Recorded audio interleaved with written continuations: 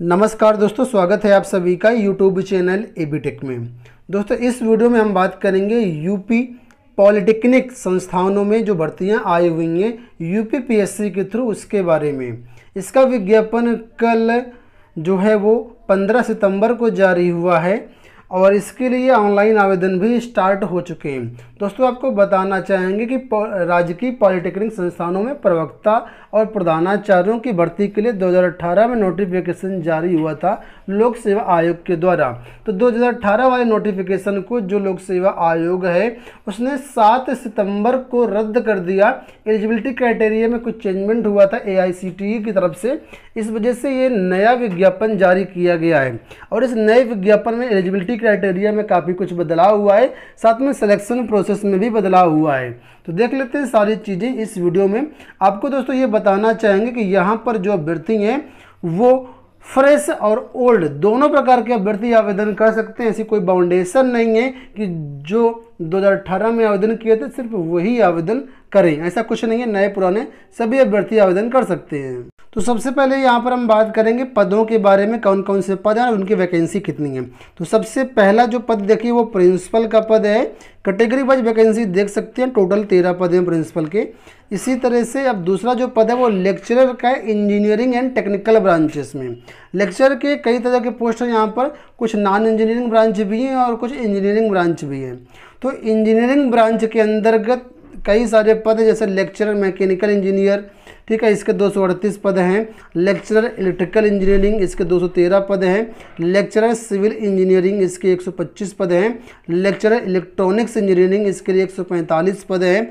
Lecturer chemical engineering, इसके लिए 47 पद इसके भी हैं केमिकल के, ठीक है। तो अलग अलग यहाँ पर आप लोग देख सकते हैं, ये सारा कुछ इंजीनियरिंग ब्रांच के अंतर्गत है। अब यहाँ पर नीचे अगर आप आएंगे तो यहाँ पर कुछ पद हैं पोस्ट नंबर 3 में। अगर आप देखें तो ये लेक्चरर के हैं नॉन इंजीनियरिंग ब्रांच में, यानी नॉन इंजीनियरिंग ब्रांच में भी यहाँ पर आप आवेदन कर सकते हैं।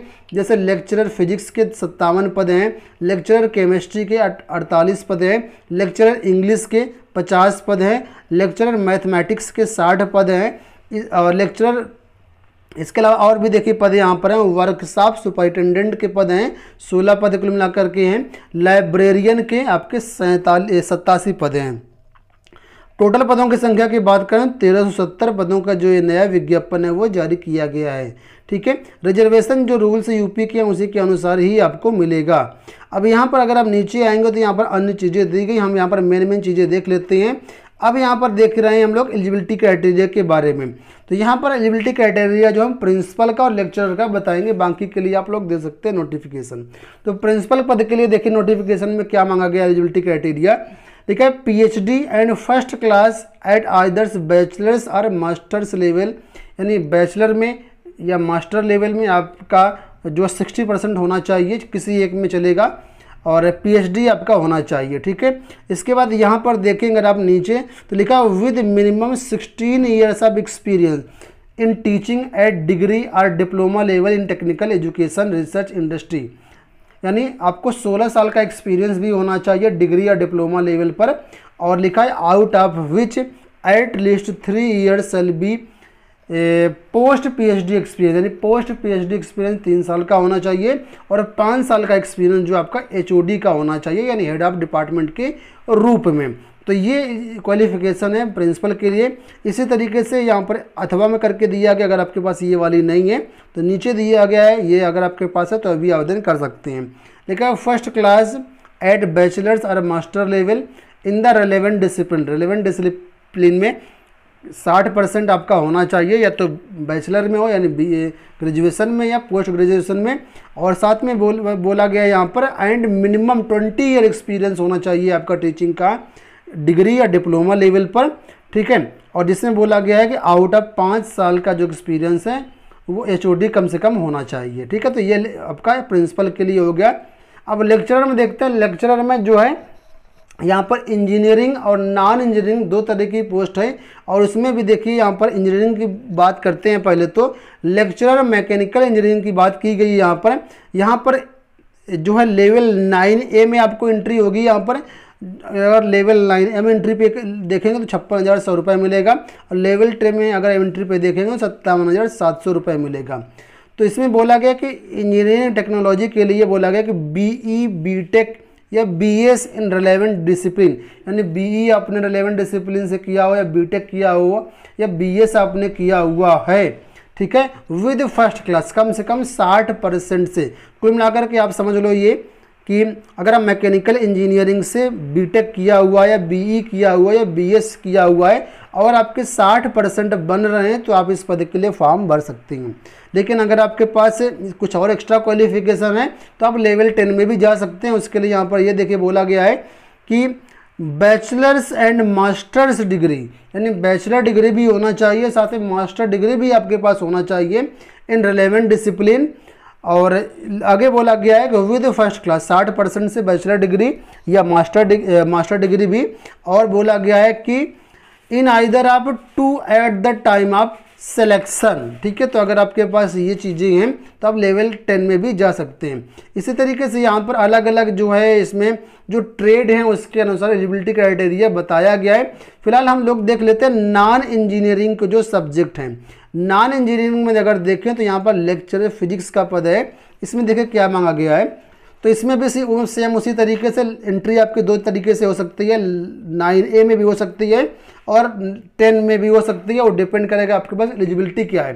तो अगर आपके पास सिंपल सा मास्टर डिग्री या रिलेवेंट सब्जेक्ट से, यानी अगर आपने MSc फिजिक्स से किया हुआ है और 60% से किया, मिनिमम 60% रिक्वायर्ड है, यहाँ पर फर्स्ट क्लास बोला गया है, ठीक है, तो आप यहाँ पर 9A में आपकी एंट्री हो जाएगी, 9A में आप जा पाएंगे। और अगर आपने MSc किया हुआ है उसके साथ साथ आपने जो है नेट किया हुआ है या सेट किया हुआ है या स्लेट किया हुआ जो UGC द्वारा करवाया जाता है, अगर आपके पास मास्टर डिग्री प्लस नेट वगैरह है तो आपकी जो एंट्री होगी लेवल 10 में हो जाएगी, ये वाले, ठीक है।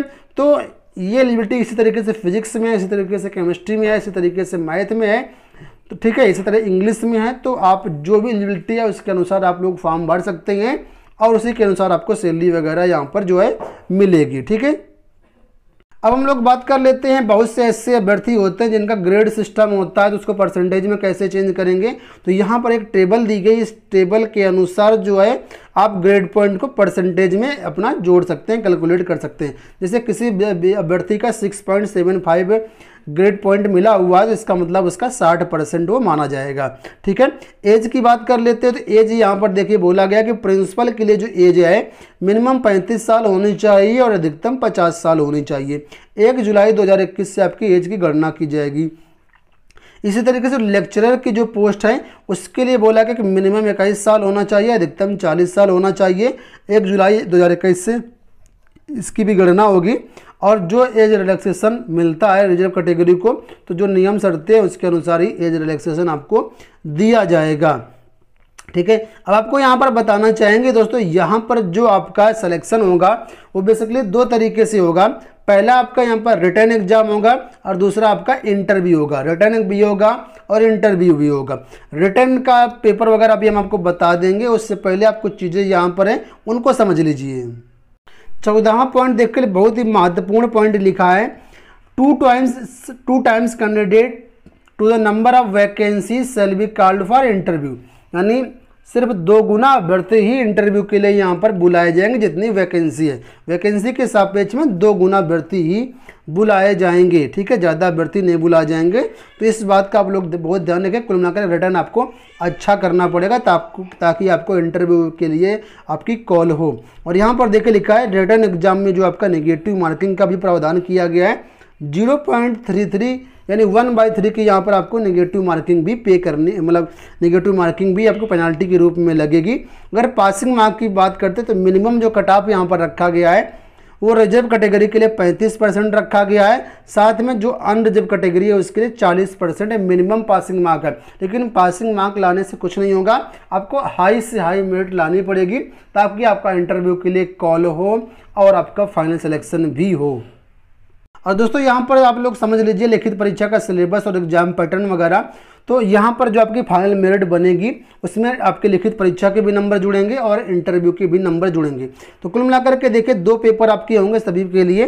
तो प्रधानाचार्य के बारे में सबसे पहले दिया गया है, प्रधानाचार्य और लेक्चरर सबके बारे में यहाँ पर दिया गया है। सबके 2 प्रश्न पत्र होंगे। प्रधानाचार्य की बात करेंगे पहले, तो प्रधानाचार्य का जो पेपर होगा प्रश्न पत्र फर्स्ट होगा, ये 375 अंक का होगा। इसमें सामान्य हिंदी के 25 प्रश्न आएंगे, सामान्य अध्ययन के 100 प्रश्न आएंगे। कुल मिलाकर के 2.5 घंटे का आपको टाइम दिया जाएगा पहले पेपर के लिए। दूसरा जो पेपर हो सामान्य अध्ययन सेकंड के 125 प्रश्न होंगे। कुल मिलाकर के 375 आपके जो है यहाँ पर नंबर का पेपर होगा, ये भी 2.5 घंटे का होगा, ठीक है। और इसके बाद अगर बात करें तो यहाँ पर जो इंटरव्यू होगा आपका 100 नंबर का होगा।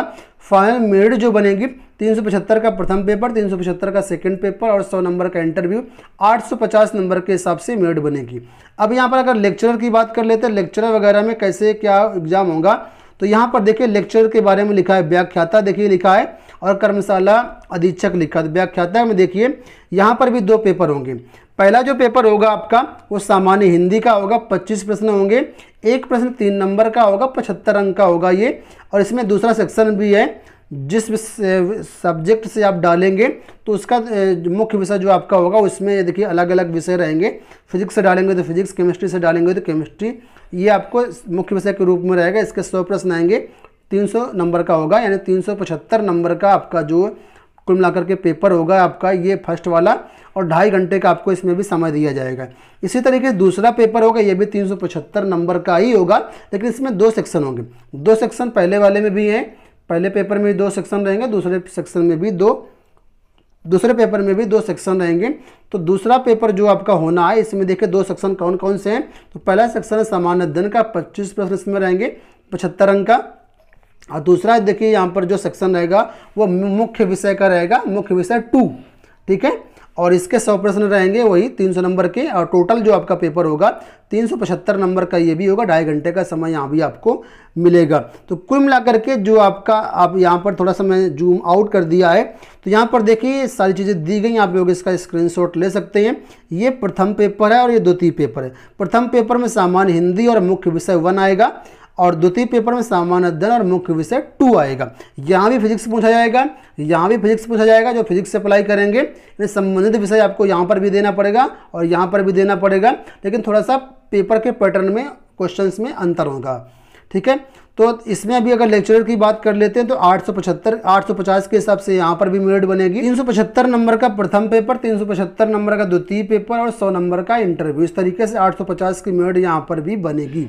अब जो आपका सिलेबस होगा तो सिलेबस के बारे में यहाँ पर कुछ भी नहीं दिया गया। देखिए यहाँ पर बोला गया है कि सिलेबस जो डिटेल्ड सिलेबस रहेगा वो ऑफिशियल वेबसाइट पर बहुत जल्द अपलोड कर दिया जाएगा। तो अब सिलेबस यहाँ पर नहीं बताया गया कि सिलेबस क्या क्या रहेगा, टॉपिक वाइज क्या क्या सेक्शंस रहेंगे, वो चीज़ें नहीं बताएगी। ऑफिशियल वेबसाइट पर जल्दी अपलोड कर दिया जाएगा।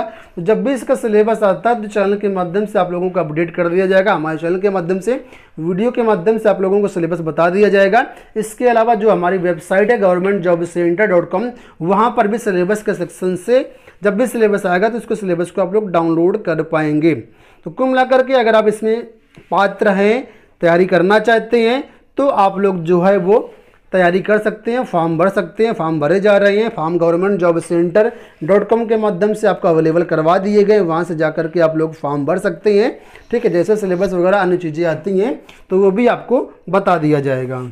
और अगर दोस्तों इसकी परीक्षा की बात कर ले तो नोटिफिकेशन में तो हालांकि परीक्षा के बारे में नहीं दिया है, लेकिन समाचार पत्रों के माध्यम से परीक्षा के बारे में दिया गया कि इसकी जो परीक्षा होगी वो 12 दिसंबर को प्रस्तावित है, ठीक है। तो जो भी अपडेट होगी चैनल के माध्यम से आप लोगों को मिलती रहेगी। आप लोग चैनल को सब्सक्राइब कर लीजिएगा, बेल आइकन को प्रेस कर लीजिएगा, और डिस्क्रिप्शन में हमारे टेलीग्राम चैनल का लिंक दिया गया, वहाँ पर भी आप लोग ज्वाइन कर लीजिएगा। विज्ञापन आपको हमारे टेलीग्राम चैनल पर भी मिल जाएगा। फिलहाल इस वीडियो में इतना ही, धन्यवाद।